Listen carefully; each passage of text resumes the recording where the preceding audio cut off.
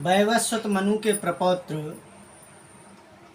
राजर्षि नाभाग के पुत्र श्री अम्बरीश जी महाराज हुए, जो भगवान के अनन्य भक्तों में से एक थे। इनमें भगवत भक्ति कूट कूट कर समाहित थी। हर समय भगवान का भजन कीर्तन ध्यान करते रहते थे। एक बार भगवान श्री कृष्ण को प्रसन्न करने के लिए इन्होंने 1 वर्ष तक सभी एकादशी व्रत करने का नियम लिया। जब वर्ष की अंतिम एकादशी आई, इस अवसर पर जैसे ही महाराज अम्बरीश जी जो थे व्रत का पारायण करने जा रहे थे कि ठीक उसी समय दुर्वासा ऋषि अपने शिष्यों के सहित पधारे। तब महर्षि दुर्वासा ऋषि से अम्बरीश जी महाराज ने निवेदन किया कि आप भोजन ग्रहण करें। इस पर दुर्वासा ऋषि ने कहा कि मैं स्नान आदि से निवृत्त होकर भोजन को ग्रहण करूंगा, और ऐसा कहकर वह यमुना तट पर चले गए। इधर अम्बरीश जी महाराज व्रत का पारायण और दुर्वासा ऋषि के आगमन को लेकर चिंतित थे, क्योंकि एकादशी व्रत का नियम होता है कि द्वादशी में पारायण हो जाना चाहिए। यदि द्वादशी में पारायण नहीं करते हैं, त्रयोदशी में व्रत को खोलते हैं, तो वह एकादशी का व्रत निष्फल हो जाता है। अब इधर एकादशी व्रत का पारायण करना और उधर दुर्वासा ऋषि पता नहीं कितनी देर में आएंगे, इसको लेकर अम्बरीश जी महाराज बड़ा चिंतित हुए, क्योंकि अगर उनको भोजन कराने से पहले मैंने स्वयं ग्रहण कर लिया तो ये अतिथि का बहुत ही अनादर होगा, महापाप होगा।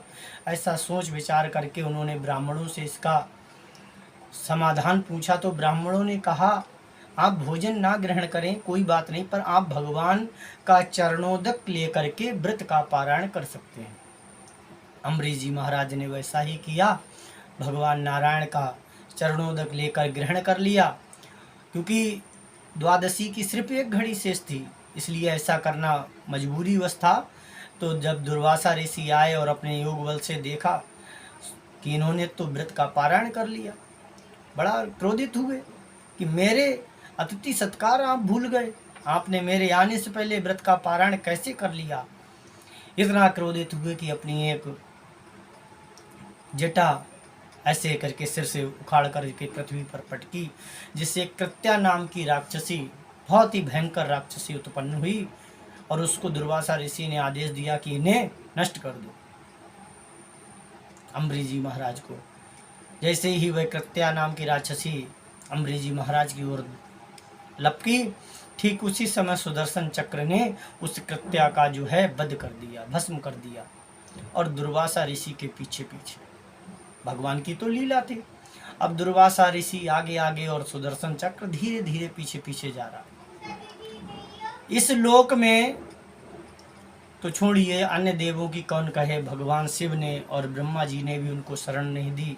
अंत में थक हार कर भगवान नारायण के समीप पहुँचे और दंडवत प्रणाम करके रुदन करने लगे, प्रभु मैं आपकी शरण में आया हूँ, रक्षा कीजिए अपने सुदर्शन से। भगवान ने कहा मैं तो पराधीन हूँ, है भगवान कह रहे आज पराधीन है। और नारद जी ने क्या कहा था, तुलसीदास बाबा लिखते हैं कि परम स्वतंत्र न सिर पर कोई, भावे मने करो तुम सोई। और इधर भगवान आज कह रहे हैं कि मैं तो पराधीन हूँ, परतंत्र हूँ। तो अच्छा किसके अधीन? भक्तों के अधीन है भगवान। बोले कौन बचा सकता है प्रभु, क्या करना चाहिए, प्राण दान दीजिए। भगवान नारायण ने कहा जिस भक्त का तुमने हृदय दुखी किया है उन्हीं के शरण में जाओ। इस समय अम्बरीश जी महाराज ही तुम्हारी रक्षा कर सकते हैं इस संसार में, और तुम्हारी रक्षा कोई नहीं करने वाला। दुर्वासा ऋषि वहाँ से दौड़े, और इस कार्य के लिए वहाँ से आने और जाने का जो समय लगा था वो लगभग 1 वर्ष बीत गया था। और अम्बरीश जी महाराज इतने भगवत भक्त हैं, इतने अतिथि सत्कार करने वाले हैं कि 1 वर्ष तक अम्बरीश जी महाराज ने भोजन नहीं ग्रहण किया, कि जिस दिन दुर्वासा ऋषि का आगमन होगा उसी दिन व्रत उनको भोजन करा के स्वयं ग्रहण करूंगा।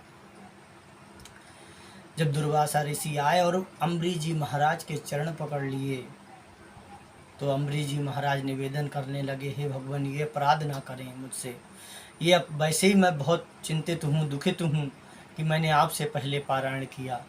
तो सुदर्शन से कहा, यदि मैंने प्रत्येक जीव को भगवान नारायण के स्वरूप ही समझा हो तो इन दुर्वासा ऋषि को प्राण का दान दीजिए, इन्हें क्षमा कर दीजिए। सुदर्शन जी मान गए।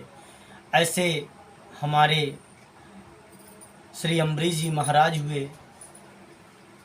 भगवान सदैव अपने भक्तों के बस में रहते हैं।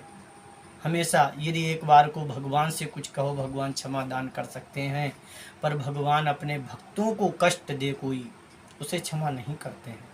ऐसे भगवान दयालु कृपालु भगवान नारायण, जिनकी सेवा में सदैव अम्बरीश जी महाराज लगे रहते थे, तो भगवान ने भी उनकी रक्षा करने के लिए सुदर्शन को वहीं पर नियुक्त कर दिया।